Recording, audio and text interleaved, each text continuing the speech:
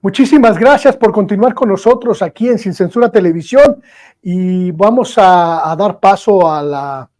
esta conversación con nuestros amigos de Contralínea, nuestros amigos de la revista Contralínea, periodismo de investigación para esta era. Ya está conectado nuestro estimadísimo Sósimo Camacho. Muy buenas noches, Sósimo, ¿qué tal? Bienvenido a este viernes, ya prácticamente para preparar la huida. ¿Cómo estás, Luis Guillermo? Qué gusto saludarte. Muy buenas noches a ti, a los compañeros del equipo, a todo el equipo allá de Sin Censura. Oye, pues el asunto candente, que más que huida parece una especie de bufalada en la Universidad Nacional Autónoma de México, mi querido Sósimo. Se está preparando ya los pertrechos de guerra para pelear por la rectoría de la máxima casa de estudios en nuestro país, y lo que parece ser la emergencia de las diferentes, llamémosle bandas,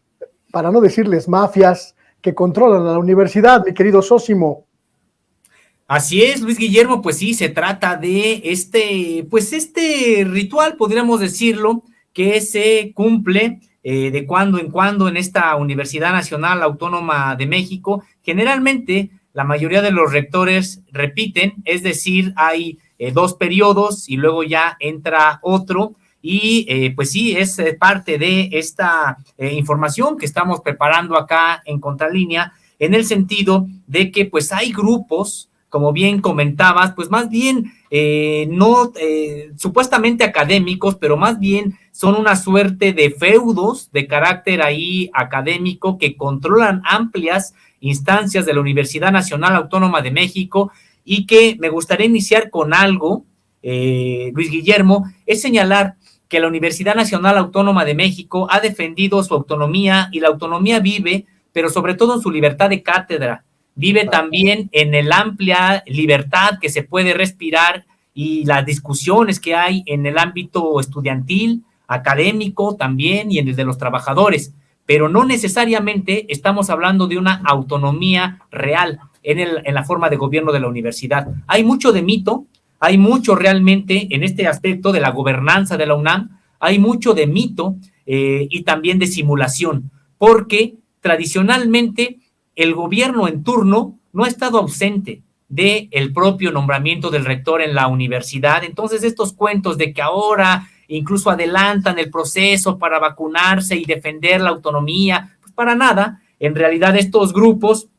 decíamos, siempre han tenido la anuencia del propio poder, y cuando no ha sido así, porque ha habido excepciones importantes, la rectoría de Barros Sierra, por ejemplo, la rectoría de Pablo González Casanova, ahí sí, desde el punto de vista también de la propia gobernanza, defendiendo la autonomía universitaria. ¿Y qué fue lo que ocurrió con estos rectores? El primero, pues prácticamente no pudo repetir, como decíamos, todos repiten, él no pudo, y en el caso de Pablo González Casanova, a quien recordamos por su gran entereza, no solamente académica, sino también de honestidad, pues este rector ni siquiera concluyó su periodo, fue destituido a los 2 años de haber iniciado. Entonces, era importante, me parece, Luis Guillermo, iniciar con esto, porque sí hay una autonomía universitaria que decíamos vive entre los estudiantes, los académicos, los trabajadores, pero también hay mucha simulación y decíamos, pues mito, esto de la autonomía en materia de gobernanza, porque siempre los rectores han estado prácticamente de acuerdo con el poder político en turno. Y un ejemplo de ello es que, bueno, pues tenemos el más reciente de José Narro Robles, quien después de haber dejado la UNAM, la rectoría de la UNAM, intentó incluso ser el dirigente nacional del Partido Revolucionario Institucional, el PRI, y señalar que siempre hubo estos acuerdos en la propia llamada máxima casa de estudios del país con los presidentes en turno, incluso para el modelo económico que se fue, el modelo educativo que se fue implantando en la UNAM, y que en efecto era acorde con el modelo económico. Si no se llegó a privatizar la UNAM, si no se llegaron a imponer las cuotas, fue precisamente por la resistencia de estudiantes y académicos de manera muy importante, y no fue precisamente gracias a las autoridades universitarias, quienes por el contrario estaban haciendo eco de las políticas nacionales al interior de la UNAM. Y no solamente en materia de imponer cuotas, hay que recordar que los planes de estudio se cambiaron durante este periodo neoliberal precisamente por planes de estudio más acordes con este modelo que se impuso en el país durante tanto tiempo. Se fueron abandonando las materias y los planes de estudio que tenían un aspecto muy crítico, producto precisamente como columna vertebral del materialismo dialéctico e histórico, e incluso se llegó al punto de que se estuvo pues en posibilidades de desterrar de la Facultad de Economía, por ejemplo, la economía política. Qué bueno que finalmente no ocurrió, y como decíamos, pues mucho de estos planes de estudio que se mantienen rasgos críticos importantes, pues no se deben precisamente a las autoridades, sino a la propia resistencia de alumnos y de académicos. Y pues es un poco de preámbulo, Luis Guillermo, antes de entrar de lleno al tema, pero pues para señalar precisamente eso, que no nos pueden venir a dar supuestamente lecciones de autonomía las autoridades que hoy tiene la Universidad Nacional Autónoma de México, porque la autonomía en realidad ha sido siempre patrimonio y ha sido defensa de estudiantes, académicos y trabajadores. Una de las cuestiones que me parece que es más importante en este proceso de sucesión en la rectoría de la universidad, mi querido Zósimo, es la condición política y social externa a la universidad, que por primera vez pues no va a representar una continuidad en términos de modelo económico, en términos de modelo social, en términos de modelo político en el país. La UNAM, como bien lo dices, de alguna manera siempre ha estado vinculada y siempre estuvo vinculada al viejo régimen. Los rectores de la universidad eran comúnmente pues catapultados políticamente hacia posiciones de poder político. Recordemos a Jorge Carpizo, recordemos, por ejemplo, a Juan Ramón de la Fuente, incluso recordemos a todos estos rectores que de alguna manera constituyeron también un eje de poder político en sí mismo durante una buena parte de la época neoliberal. Los secretarios de salud prácticamente tenían como antesala la rectoría de la UNAM, y esta circunstancia hoy parece estar pues en una dinámica muy distinta. Desde la UNAM se habla de respeto a la autonomía, cuando muchos quisieran tal vez decir respeto a la decisión de la cúpula, de la élite que tiene secuestrada a la universidad. Se están diciendo muchos de ellos respeto a la autonomía, pues en realidad están diciendo no se metan en nuestros feudos, no se metan en lo que nosotros estamos controlando. Bien lo comentas en ese caso, Luis Guillermo, porque decíamos sí, en efecto la universidad ha tenido desde hace mucho tiempo un divorcio muy claro entre las autoridades y la propia comunidad universitaria. Hemos visto a la comunidad universitaria, me refiero a la estudiantil, de académicos y de profesores, en luchas muy importantes incluso por la democratización del país, por la vigencia de los derechos humanos, por el combate a la corrupción. Hemos visto a comunidades universitarias muy conscientes, movilizadas, con mucha actividad política, y por otro lado van sus autoridades. Sus autoridades siempre han ido al acuerdo con el poder en turno, sobre todo en los sexenios anteriores, y de hecho por eso precisamente cuántas veces este conflicto entre autoridades universitarias y comunidad universitaria, pues un conflicto casi permanente. Hay que recordar que es que precisamente en otra, como decíamos, son sintonías muy distintas, y de hecho pues hoy tan solo podríamos revisar. Contralina de manera periódica desde hace mucho tiempo viene revisando los sueldos en la Universidad Nacional Autónoma de México año con año, y ya desde hace tiempo habíamos dado cuenta pues los altos sueldos que un grupo, una cúpula que está encabezada por el rector, pues tiene sueldos muy superiores, muchas veces superiores a los que ganan pues la mayoría, el grueso de los académicos. Tan solo para comentar algo, Luis Guillermo, tú recordarás que la mayoría de los académicos, de los profesores, que son el soporte hasta en un 80% de las clases que se ofrecen en la UNAM, son trabajadores precarios. Son profesores que tienen solamente contratos temporales que se renuevan semestre con semestre, que están sujetos a la represión, incluso no otorgándoles contrato por parte de las coordinaciones de la UNAM, por ejemplo, al siguiente semestre en caso de encontrarles alguna crítica, por ejemplo. Además de que pues no tienen todas los derechos, ganan entre 2,500 y 8,500 pesos al mes, cuando pues estamos viendo sueldos cercanos a los 200,000 pesos de la cúpula de la propia universidad, y esos sueldos formales, porque otra característica de la universidad bajo el control de estos grupos es la opacidad. No se sabe exactamente cuánto ganan estos académicos encumbrados en posiciones de gobierno en la UNAM, porque solamente la UNAM revela aquellos sueldos que son producto precisamente de sus cargos públicos, pero mantienen ocultos todas las demás sueldos que provienen de sus actividades supuestamente académicas, y además de las propias prestaciones que les da la universidad por la parte académica. Entonces, ni siquiera se sabe exactamente cuánto es lo que ganan, no hay una información oficial al respecto, y cuando uno se la solicita a la universidad solamente remiten a la que ganan como funcionarios. Entonces, decíamos, es una suerte de divorcio muy importante, y ya entrando en materia, Luis Guillermo, tendríamos que señalar que la UNAM ha estado controlada prácticamente en los últimos 50 años, hablando de 1968 a la fecha, los últimos 55 años,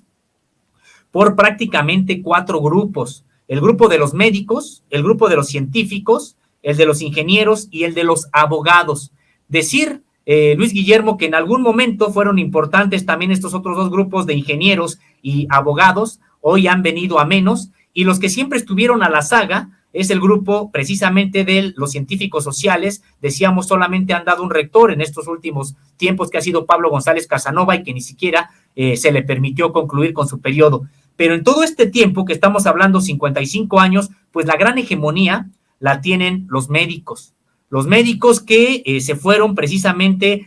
acomodando una suerte de ahora van médicos, ahora van científicos, y después del desastre que cometieron los científicos cuando provocaron una de las mayores movilizaciones en la historia estudiantil de nuestro país, la del 99-2000, por la manera en que trataron de imponer cuotas y se fueron a la ultraderecha del neoliberalismo tratando de implantarla en la UNAM, pues les quitaron esa potestad de la rectoría, y desde entonces, solamente desde entonces, estamos hablando desde 1999, 2000, desde entonces solamente ha sido ocupada la rectoría por el mismo grupo, el de los médicos. Entonces,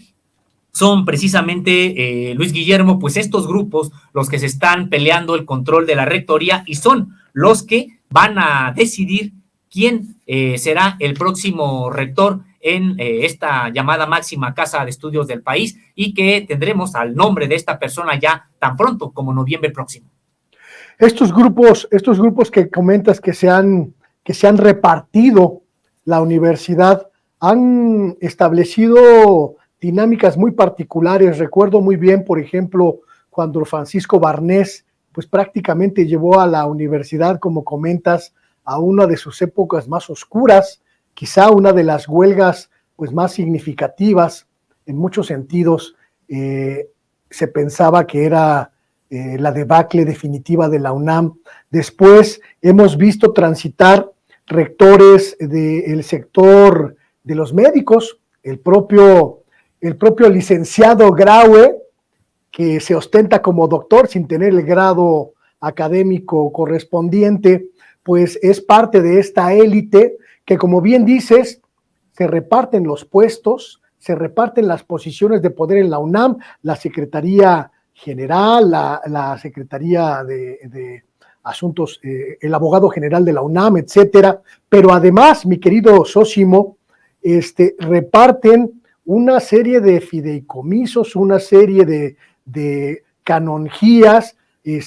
recursos para investigación, a los que la gran mayoría de la estructura universitaria no tiene acceso. Como bien comentas, Contralínea ha documentado esta disparidad entre una pequeña élite de la universidad que tiene sueldos estratosféricos y una gran cantidad de profesoras y profesores de asignatura que no tienen contratos laborales, no tienen prestaciones sociales, pero además cargan con el peso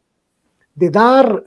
cátedra, de impartir cátedra en todos los institutos, en todas las facultades. Esta dinámica ha generado, mi querido Zósimo, también pues una especie de pugna interna, una especie de efervescencia desde abajo, profesores que se organizan para protestar por esta realidad, para protestar por esta circunstancia. Ustedes ven un escenario complicado de cara a la sucesión en la rectoría, apelando a este escenario convulso. Sí, pues mira, en efecto, así es, Luis Guillermo, pues se trata de una situación, decíamos, complicada, porque todo podría indicar que estos grupos que siempre han dominado la universidad ya desde hace mucho tiempo, pues de nueva cuenta se van a salir con la suya porque no ha habido ningún tipo de intención incluso de reforma a la universidad. ¿Cuántas movilizaciones ha habido incluso exigiendo un congreso universitario para que la universidad se reforme? Eso fue, por ejemplo, una de las conclusiones y compromisos que adquirieron las propias autoridades universitarias en la movilización entonces del CEU de 1986-87, en las que ellos firmaron que reconocían la necesidad de un congreso universitario para reformar la manera en que la universidad se gobierna. Lo mismo, de nueva cuenta, volvieron a firmar y se comprometieron en la huelga de 1999-2000, que iba a haber un congreso universitario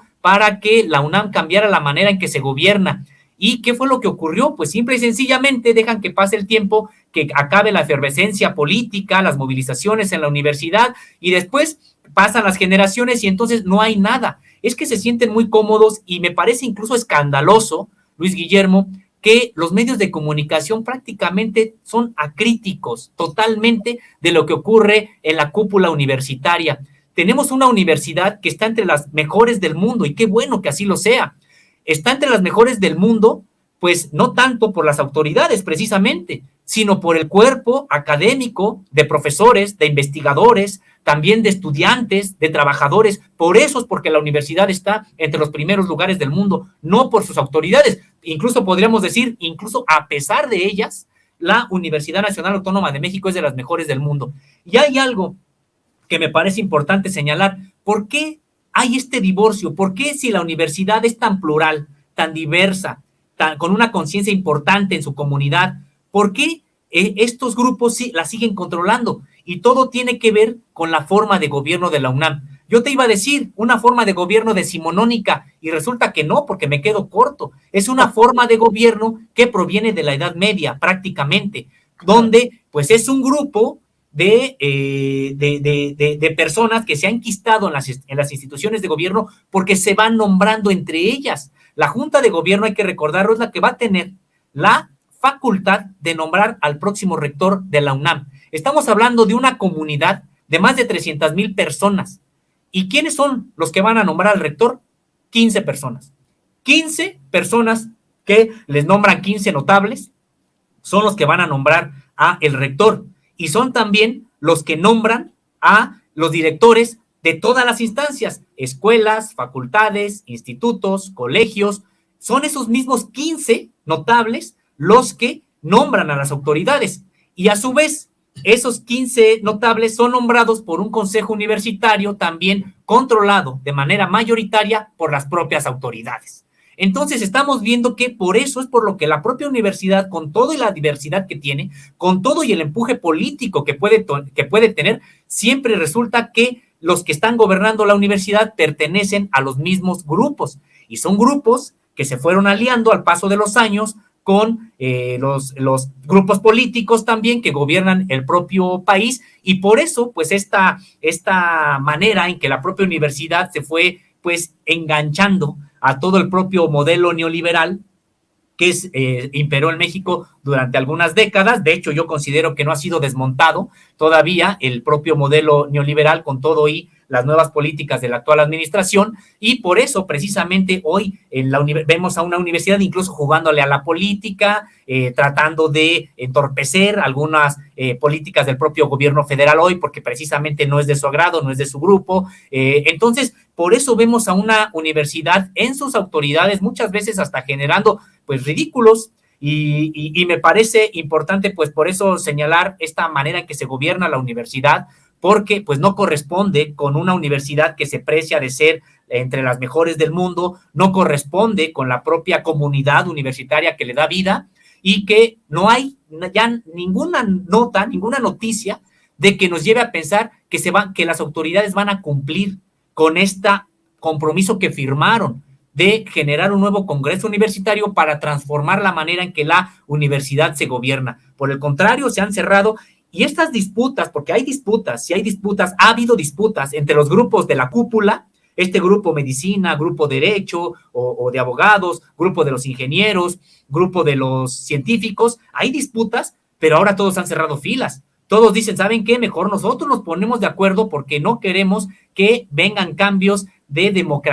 para democratizar a la propia universidad. Mejor entre ellos están cerrando filas, veremos cómo se ponen de acuerdo para elegir al rector o rectora, pero la idea, y dicen ellos, es que estamos defendiendo la autonomía. Para nada. Lo que están defendiendo ellos son sus parcelas, sus feudos ahí que han ido pues amasando pues ya con el paso del tiempo. ¿Quiénes son, mi querido Sósimo, quiénes son estos integrantes de la casta divina, de esta casta medieval que bien defines de la universidad, que controlan la vida interna y tienen en sus manos o en su dedo la posibilidad de elegir al próximo rey, quizá a la próxima reina de la universidad, a contracorriente de los afanes democráticos del país, de la sociedad, de los universitarios y las universitarias? ¿Quién tiene el poder de controlar la máxima casa de estudios de México y una de las más importantes casas de estudios de América Latina y del mundo? ¿Quiénes son, mi querido Sósimo, estos marqueses, estos príncipes, estos condes, estos integrantes de la nobleza universitaria? Pues mira, podríamos ver de manera automática los nombres de quienes encabezan hoy las áreas más importantes de la propia universidad, y podríamos, por supuesto, señalar a alguien como el propio rector, que, bueno, está en funciones, él no podría ya, no repetirá en un próximo periodo, pero por supuesto que es de los que tendrán la capacidad de decidir junto con otros personajes ahí. Me refiero que podemos asomarnos a quién ocupa la secretaría administrativa de la propia universidad, podemos ver los nombres, por ejemplo, de Álvarez y Casa, por ejemplo, o de la coordinación de la investigación, de divulgación de la ciencia, Domínguez Pérez Tejada, por ejemplo, pero me parece que hay otros que no se ven, que no aparecen y que siguen manejando los hilos, por lo menos de amplias parcelas, y uno de ellos es el propio José Narro Robles, que es el, entre comillas, líder moral del grupo Medicina, este grupo que por ya más de 2 décadas ha estado gobernando la Universidad Nacional Autónoma de México, que se asumen priistas, y que hubo un rompimiento en el propio grupo Medicina, precisamente con Juan Ramón de la Fuente, que en su momento se integró incluso al propio proyecto de la 4T, tú sabrás que recientemente dejó su cargo allá en las Naciones Unidas, y que, pues tiene esa posibilidad de diálogo con la propia 4T, pero que ya ha roto precisamente con este grupo de José Narro, se ha roto el grupo Medicina, y este grupo Medicina, pues dentro de esos 2 liderazgos, pues el que sigue teniendo los hilos de manera muy importante es el priista José Narro, quien además así se ha asumido él, ha controlado no solamente las partes que tienen que ver con la administración, sino incluso con lo que tiene que ver con las porras, que además ahí para las universidades es importante porque a veces son los grupos de choque que tratan de disolver a las organizaciones estudiantiles cuando hay movilizaciones estudiantiles, etcétera. Entonces, pues es un personaje oscuro, me parece que muy opaco, y que pues es uno de los que de los que tienen peso específico, como también coloquialmente se le llama ahí al interior de la propia Universidad Nacional Autónoma de México. Pero si nos vamos a los que integran la Junta de Gobierno, Luis Guillermo, ¿a quiénes son los 15 notables que van a decidir ellos con un voto supuestamente individual, que sabemos que responden a intereses, pero el voto individual de ellos en la formalidad dará estos 15 votos, el nombre del rector o rectora para el próximo periodo en la UNAM, pues tenemos a Alberto Ken Oyama Nakagawa, quien es de parte del grupo de los científicos, Ana Rosa Barahona Echeverría, también de los científicos. Está también, por ejemplo, Elena Centeno García, quien ella también es de los científicos, o sea, para que además vayamos viendo quiénes tienen el control de la propia Junta de Gobierno. Está también Enrique Cabrero Mendoza, él es de las Ciencias de la Administración, ya es un grupo distinto. Está Gina Zabludowski Cooper, ella es de las Ciencias Sociales. Jorge Cadena Roa, también de las Ciencias Sociales. Juan Alberto Adam Ciade, de las Ciencias Administrativas. Luis Armando Díaz Infante Chapa, de Ingeniería, de las Ingenierías. Marcia Iriar Urdanibia, del Grupo Medicina. Margarita Beatriz Luna Ramos, la recordamos como la exministra del Grupo de Derecho o de los Abogados. María de la Luz Jimena de Teresa Oteiza, ella del Grupo de los Científicos también. Patricia Elena Clark Peralta, de los Médicos. Rafael Irazade, de los Científicos. Rocío Jauregui Renaud, de los Científicos también. Y Vicente Quirarte Castañeda, de las Humanidades. Como podemos ver, Luis Guillermo, pues hay una abrumadora mayoría del Grupo de los Científicos ahora, es decir, ha cambiado un poco la balanza, los médicos siguen siendo importantes, pero ahora parece ser que en esta representación han quedado un poco menos, y es que también a mí me parece, ya como una opinión personal, en el sentido de que pues va a ser muy difícil que sigan manteniendo el poder, el grupo de los médicos, y no por falta porque no quieran, sino porque es que pues se van a sumar más de 5 lustros en caso de volverlo a obtener bajo el control de la propia universidad. Me parece que es momento de que se los presten, de que le presten el poder, o por lo menos la rectoría, a el grupo de los científicos, que como vemos, pues todo podría indicar que hacia allá podría generarse un nuevo nombramiento, toda vez que ya se ha acomodado la Junta de Gobierno en la UNAM con mayoría del grupo de los científicos. Entonces, no descartamos, por supuesto, que el grupo Medicina, pues el poder es el poder, en algún momento también quiera dar pues un golpe de mesa, de autoridad ahí, pero me parece que todo se está ahora enfocando a que sea del grupo de los científicos, de quien salga el próximo rector o rectora de la propia universidad, y de señalar el perfil de Rosaura Ruiz, que podría, porque hay diálogo con ella con respecto de la propia 4T. Hay que recordar que fue parte del grupo que invitó Claudia Sheinbaum en su momento a trabajar con ella, pero bueno, hay otros personajes ya más vinculados hacia la derecha, pero me parece que todo podría indicar que estaríamos viendo a un nuevo funcionario, tan solo por cómo está integrada hoy la Junta de Gobierno, pues que podría prevenir del grupo de los científicos. Entonces habría que ver ya qué perfil es, pero pues parece ser que hay una oportunidad para que los científicos le presten ahora, los médicos le presten ahora la rectoría a los científicos. ¿Qué oportunidades tienen, mi querido Sósimo, en este panorama que planteas, muy puntual, de cómo está constituido el órgano divino que va a designar al próximo rey, a la próxima reina de la universidad, y pues también a su corte de nobles que van a tener a su disposición el presupuesto multimillonario y la autonomía que entre comillas les permite usarlo a discreción y sin rendirle cuentas a nadie? ¿Qué oportunidad tienen gente como por ejemplo Imanol Ordorica, que alzó la mano hace unos días e incluso publicó un video, o la propia Rosaura, que fue pues la secretaria de Educación en la primera etapa del gobierno de Claudia Sheinbaum y que pues es identificada como parte de la Cuarta Transformación? Pues mira, me parece que podría haber algún tipo de oportunidad, decíamos, para Rosaura Ruiz, con una suerte, tendría que hacer muchos pactos probablemente, precisamente con este grupo, con los grupos que controlan la universidad, aunque pues hay alguna oportunidad, toda vez que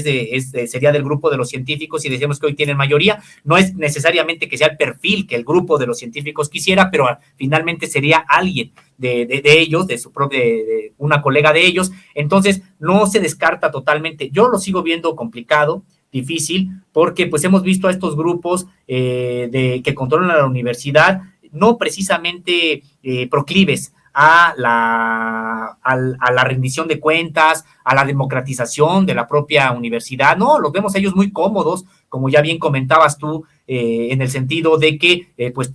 cuentan con un presupuesto que lo ejercen sin rendir cuentas a nadie, ni siquiera la propia Auditoría Superior de la Federación alcanza a revisar todo lo que se ejerce, y no es para nada despreciable, Luis Guillermo, estamos hablando de 56,000 millones de pesos al año, es impresionante también, y por eso también genera mucha indignación que con todo este presupuesto, cuántos trabajadores académicos están pues con percepciones realmente de precariedad tan mal, con salones a veces también en malas condiciones, falta de equipo, me refiero académico, y eso sí, algo que también ha comentado Contralínea, pues hay oficinas realmente alfombradas, con ceniceros de varios miles de pesos, con plumas también muy caras que se compran y que hemos podido nosotros corroborar y comprobar también en los reportajes que hemos presentado. Entonces, pues sí, en efecto. Recuerdo que hace, no sé, un par de meses publicaron una investigación muy buena sobre los desfalcos, creo que en Divulgación de la Ciencia, corrígeme si lo estoy diciendo mal, que me pareció muy bueno precisamente porque evidenciaba,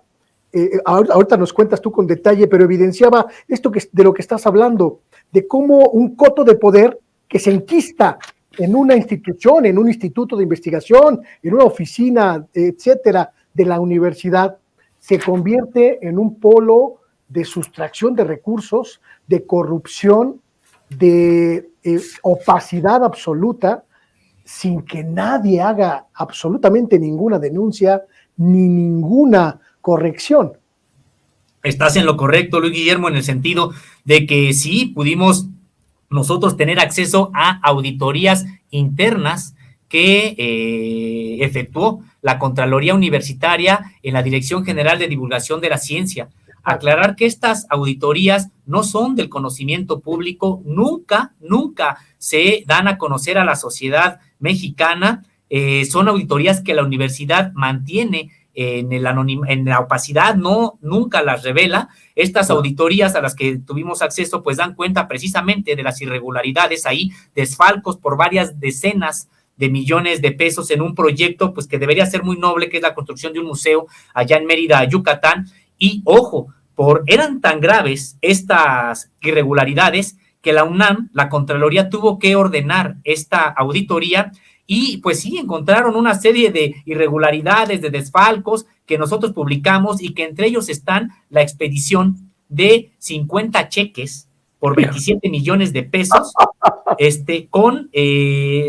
autorizados por personas que no tenían la facultad de autorizarlas, las firmaron sin tener ellos la facultad legal de pues solicitar esos pagos, y resulta que están firmados por el propio director de Divulgación de la Ciencia, uno de los rectorables que te comentaba, Domínguez Pérez Tejada, y que pues resulta que él los firmó, y ahí está las observaciones de la propia auditoría elaborada por la Contraloría Universitaria. Le da tiempo para que respondan y no pueden responder, la observación se mantiene. El funcionario firmó 50 cheques por 27 millones de pesos sin que tuviera facultades para ello. Y de esto, por esta situación, Luis Guillermo, recordamos, solamente se castigó a una sola persona, al director, al jefe administrativo, un personaje realmente menor en la estructura universitaria, al jefe administrativo de la Dirección General de Divulgación de la Ciencia, y se le castigó con que no puede trabajar en la UNAM por alrededor de 25 años. Ese es el castigo. Pero además, Luis Guillermo, no se recupera el dinero y también no se desmonta esta red que hizo posible esos desfalcos. Eso es lo que está haciendo la Universidad Nacional Autónoma de México en la opacidad. Y si nosotros pudimos documentar esto, fue gracias a que obtuvimos copias de las propias auditorías que generó la universidad. ¿Cuántas otras auditorías hay similares que no se dan a conocer? Porque, ojo, la universidad dice que es muy transparente, que es un ejemplo precisamente de la rendición de cuentas. ¿Y por qué entonces no sube estas auditorías a su página de rendición de cuentas, de transparencia, donde tendrían que estar? No están. Entonces, en ese sentido, Luis Guillermo, pues sí, es un presupuesto muy importante donde hay oportunidad para este tipo de desfalcos, y por eso me parece muy difícil que, en efecto, no obstante que Rosaura Ruiz es del grupo de los científicos, pueda ser electa. Ahora, no lo cancelo, porque también en estas negociaciones, pues tiene que haber algún tipo de acuerdos, espacio a la negociación, y que probablemente llegara alguien que un poco viniera a airear, dicho de manera coloquial, pues estos espacios en la universidad, y me parece todavía más complicado, ahí sí, me parece muy, muy complicado que pudiera llegar alguien como Imanol Ordorica, porque él sí tiene una posición muy, muy clara en materia de, pues, modelo educativo, crítico, en defensa de los intereses de la sociedad, es decir, él mismo, en su momento activista estudiantil. Entonces me parece que el perfil de Imanol Ordorica no da para que estos grupos que controlan la UNAM lo puedan aceptar. Ojalá fuera así, pero me parece que para él es muy complicado. Prácticamente sería como, no sé si recordarás que cada que había elección de rector siempre se mencionaba a un eterno rector o un eterno candidato. Estamos hablando de Luis Javier Garrido, un académico también a toda prueba de honestidad, de capacidad, de vínculo con la sociedad, realmente un personaje, él de la Facultad de Derecho, siendo abogado de la Facultad de Derecho, pero no del Grupo Carpizo, obviamente. Este abogado era el eterno candidato de los estudiantes, el legítimo rector, digamos. Entonces me parece que en el caso de Imanol Ordorica, guardando las proporciones, creo que sería pues una candidatura testimonial, porque yo no veo que estos grupos que controlan la propia universidad den paso a un perfil como el de Imanol Ordorica, que para mí estaría muy bien, pero creo que estos grupos no lo aceptarían. Es un reino demasiado poderoso, es un reino demasiado rico en recursos como para que esta casta divina lo suelte fácilmente, mi querido Sósimo, y este panorama que nos presentas de la universidad y la corrupción y el proceso sucesorio en manos de un conjunto de divinos a quienes pues prácticamente nunca vemos en contacto con la comunidad universitaria cotidianamente, pues este panorama es oscuro, es triste, y sin embargo es el que acecha a la máxima casa de estudios. Tremendo este panorama. Felicidades por esa cobertura, y también pues por la cobertura que están haciendo de otra institución educativa, esta también ambicionada, pero por otras circunstancias, también en problemas, pero por otras realidades, como son las normales de nuestro país, mi querido Sósimo, que también tengo entendido que están preparando algo al respecto. Así es, Luis Guillermo. Pues mira,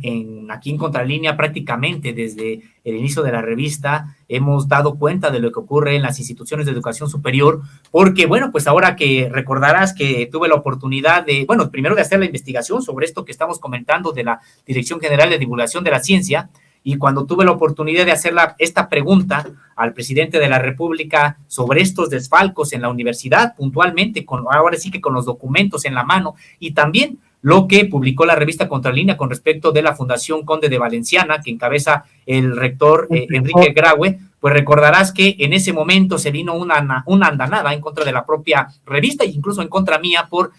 personajes columnistas del viejo periodismo encumbrado, precisamente por su relación con el poder. Se molestaron mucho por haber criticado, porque se hubiera mostrado esta información crítica sobre la Universidad Nacional Autónoma de México, y decían que por qué a la universidad y en este momento. Pues solamente me acuerdo que dentro de las una columna que publiqué también yo en respuesta a ellos, lo que también yo señalaba es de que no es ajeno para la revista Contralínea la investigación sobre lo que ocurre en las instituciones de educación superior, y en su momento lo hemos hecho no solamente sobre la UNAM, sino sobre el propio Politécnico Nacional y sobre la Pedagógica Nacional, sobre otras universidades, incluso estatales, y también algo que siempre hemos mantenido el ojo ahí puesto es sobre las normales rurales. Estas escuelas que son tan nobles en el sentido del proyecto educativo que siguen manejando a pesar de toda una andanada. Señalar que las escuelas normales rurales, pues como recordarás, son producto de la Revolución Mexicana, fueron fundadas a principios de la década de 1920 pero un impulso muy importante fue durante el sexenio, el cuatrienio, entonces todavía de Lázaro Cárdenas, quien las utilizó incluso como parte fundamental de su proyecto de educación socialista, y desde entonces las escuelas normales rurales pues se convirtieron en una columna vertebral de alfabetización de todo el país, sobre todo en un México eminentemente rural. De ahí egresaron los profesores que prácticamente alfabetizaron todo el país, y que estas escuelas normales rurales, una vez que concluyó el sexenio de Lázaro Cárdenas, pues siempre tuvieron todo en contra. Siempre se buscó cerrarlas, quitarles presupuesto, cancelarles las convocatorias de ingreso, negarles a los estudiantes los diplomas de egreso, cancelar su modelo educativo. Entonces, me parece que tuvieron una andanada muy intensa que se recrudeció precisamente, pues, ¿con qué? Con el neoliberalismo, porque si hay algún modelo educativo vigente en México que está en las antípodas del neoliberalismo, es el de las escuelas normales rurales. Recordemos que para el neoliberalismo lo que quiere es privatizar todo, que los derechos sean servicios y que por ellos paguen de acuerdo con los propios ingresos que pueden pues tener sus usuarios, porque ya no son derechohabientes, sino usuarios. Así está la salud, así está, por ejemplo, pues también la educación. Entonces hay que recordar que el modelo neoliberal lo que siempre buscó es que los estudiantes pagaran por ese servicio que les daban, que sería la propia educación. Y si hay un modelo totalmente contrario a esta concepción de la educación, es el de las normales rurales, porque te dice, no se tiene que pagar porque no es un servicio, es un derecho, pero van más allá, porque hay educación pública en las escuelas primarias, en la UNAM o en otras que no se pagan. No, lo que ellos dicen, al contrario, el Estado tiene que pagar a los estudiantes becas, porque los estudiantes se tienen que dedicar en cuerpo y alma a estudiar precisamente, y porque los estudiantes, se tiene que asegurar la alimentación de los estudiantes, se tiene que asegurar el techo, los dormitorios, las propias instalaciones ahí, porque son internados, el comedor, etcétera. Es decir, es un modelo muy distinto, porque también a quien da cabida es a los hijos de familias e hijas de las regiones más pobres del país. Para entrar a una normal rural, el primer requisito que impone la propia normal es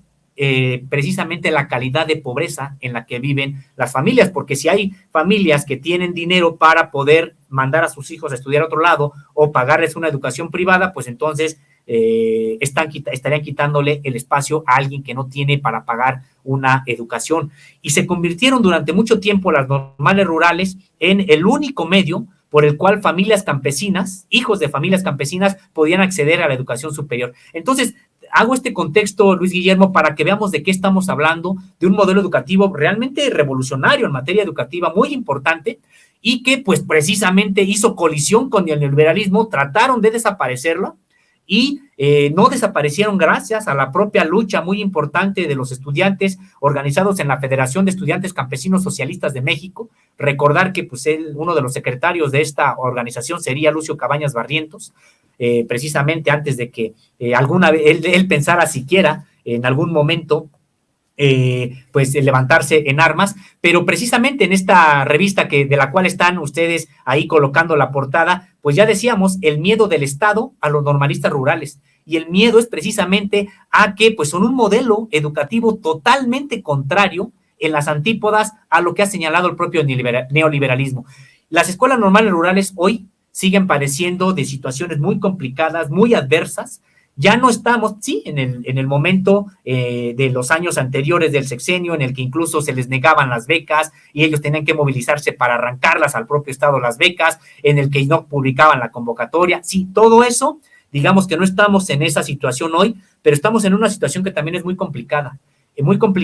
en la que a veces no se entiende cuál es el modelo de las normales rurales, y hay un proceso de transformación de ellas supuestamente para mejorarlas, pero que no está atendiendo a las características de las normales rurales y que conducirían a su propia desaparición, Luis Guillermo. Esta circunstancia de las normales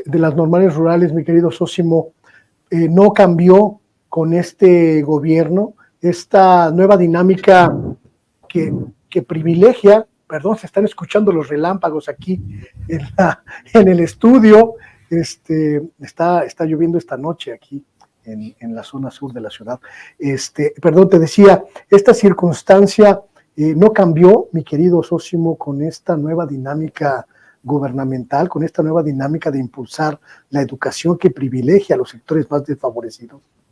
Hay cambios, Luis Guillermo, pero me parece que no son suficientes. ¿En qué sentido hay cambios? En efecto, ya no tienen que estarse movilizando en este momento por las becas, porque ya hay una determinación que les llegan las becas desde el gobierno federal, hay que recordarlo, y no se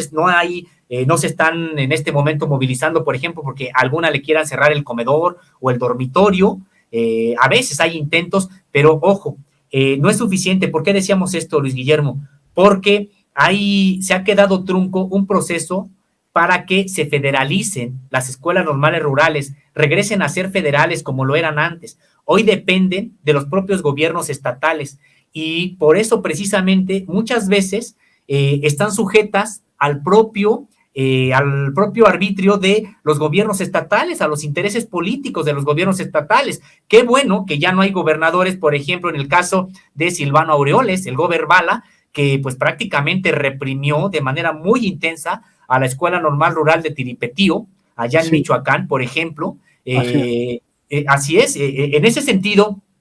Luis Guillermo, me parece que falta avanzar en la federalización para que las propias escuelas no estén sujetas a los vaivenes políticos de los gobiernos de los estados. Otra cosa que de manera muy preocupante ha quedado fuera es esta recomendación que estaba elaborando la Comisión Nacional de los Derechos Humanos para que se protegiera al normalismo rural, que es un proyecto netamente mexicano, pero de carácter universal, que se protegiera el normalismo rural desde la Constitución, que se garantizaran los ejes del normalismo rural, porque no nada más es abrir una escuela y ponerle normal rural, como eso es prácticamente lo que está ocurriendo hoy con el MESHE. Se dice, ya se reabrió la escuela normal rural del MESHE. No, pues es una escuela a la que le pusieron escuela normal rural, el MESHE, pero que no tiene las características de una escuela normal rural. Entonces, se estaba trabajando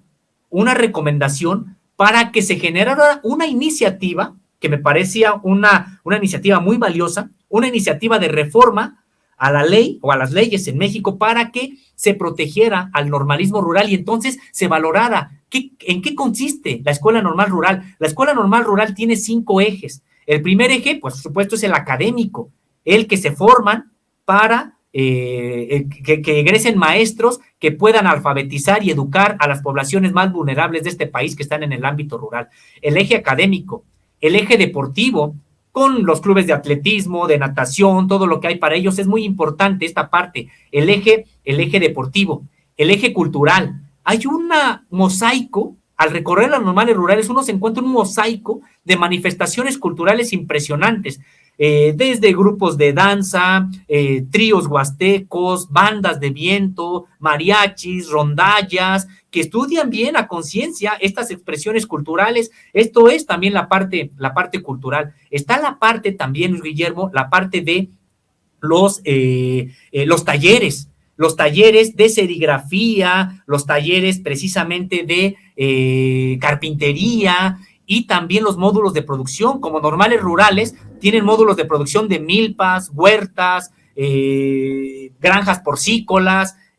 granjas de cría de ganado vacuno, que además todo eso que se produce es para el propio sustento de la propia universidad. Hay que recordar que tienen un autogobierno estas escuelas normales rurales y se organizan en carteras para administrar todo esto. Y el último eje, el eje político. Ellos son materialistas dialécticos, ellos estudian el marxismo de manera paralela a el propio programa de estudios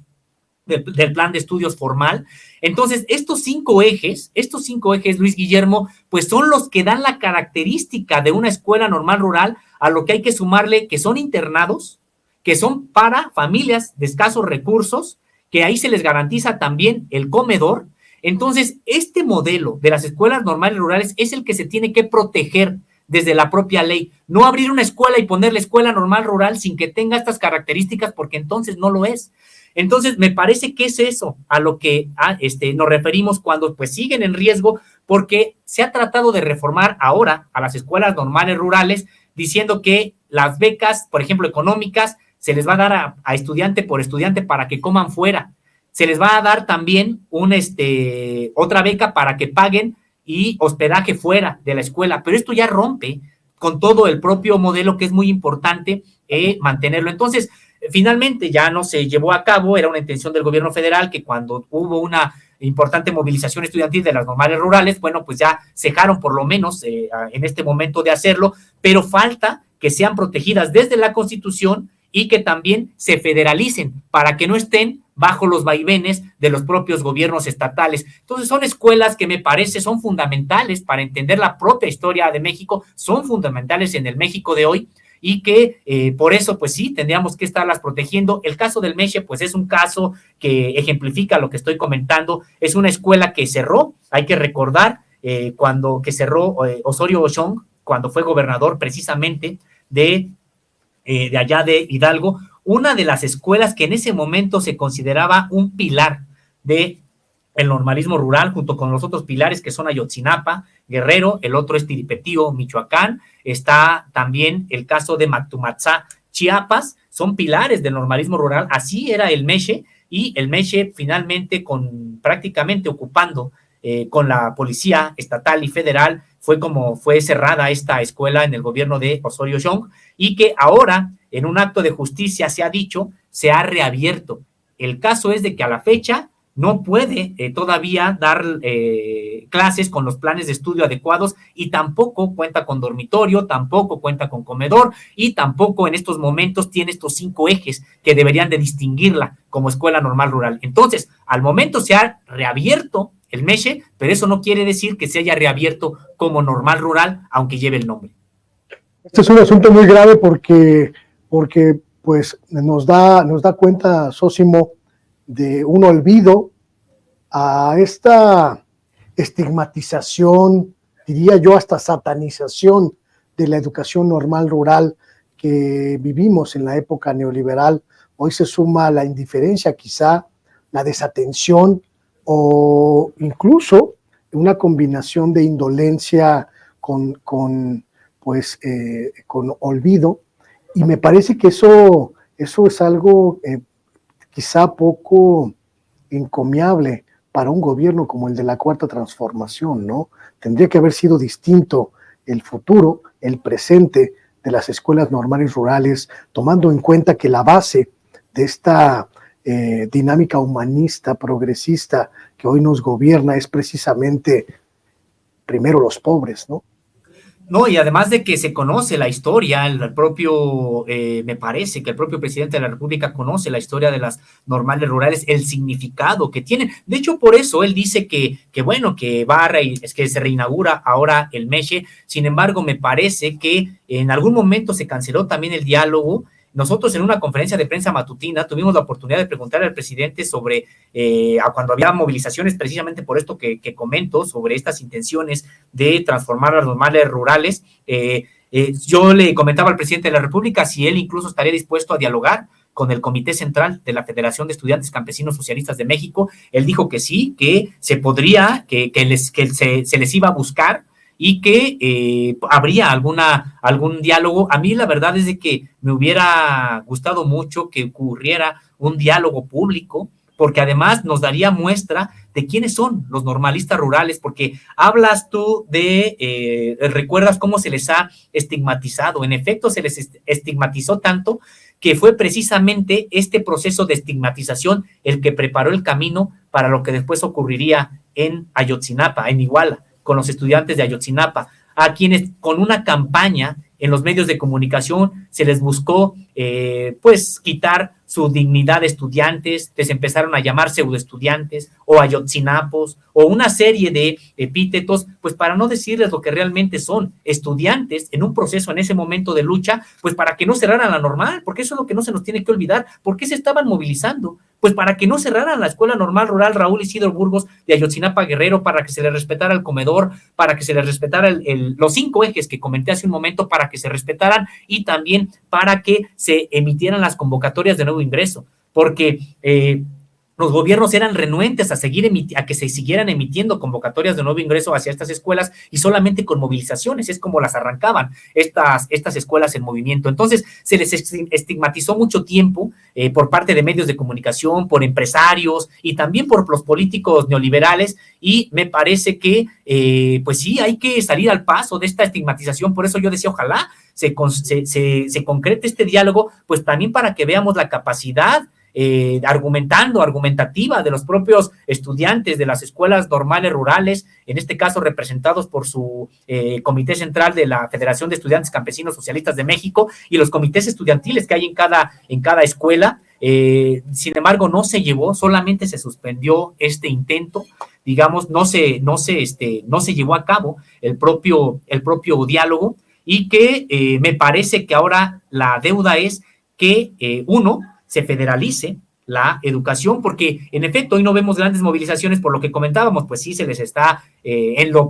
por lo menos en términos generales, se les está fluyendo el dinero de las becas, no hay gobiernos que en este momento estén tratando de decir que no haya nuevas convocatorias de ingreso. En ese sentido podríamos decir que está mejor, pero eso no quiere decir que ya estén a salvo. En realidad tiene que haber la federalización de las escuelas normales rurales para que no dependan de los vaivenes de los gobiernos en turno, y también que se les proteja este modelo educativo desde la propia Constitución. Y hace un momento, Luis Guillermo, veíamos unas fotos de estudiantes donde sí hay que recordar que los estudiantes normalistas rurales generalmente, pues cuando se movilizan entran en una situación de semiclandestinidad. Así es, semiclandestina la propia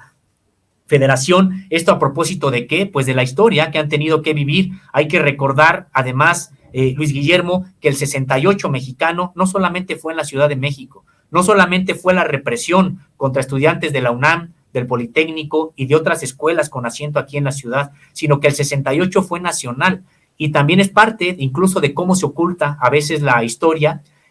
aunque sea historia de lucha.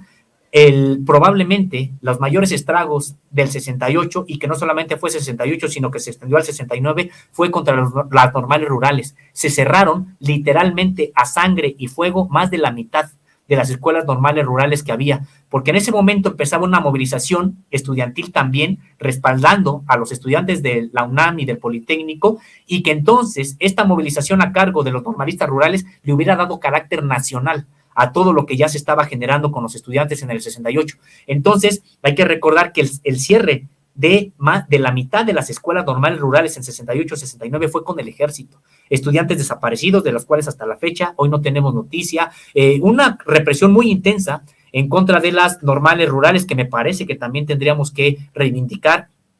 y que precisamente por eso esta organización, la FECSUM, entraría a la clandestinidad absoluta en 1969, regresaría en la década de los 70 a una semiclandestinidad que hasta la fecha se sigue manteniendo. Sabemos que siempre son estudiantes, tienen un congreso anual, etcétera, para la representación, y aunque actúan de manera pública, generalmente ellos pues no dicen sus nombres abiertamente, precisamente porque durante mucho tiempo pues prácticamente tuvieron que sufrir un acoso muy importante. Estimadísimo Zósimo, te quiero dar las gracias por esta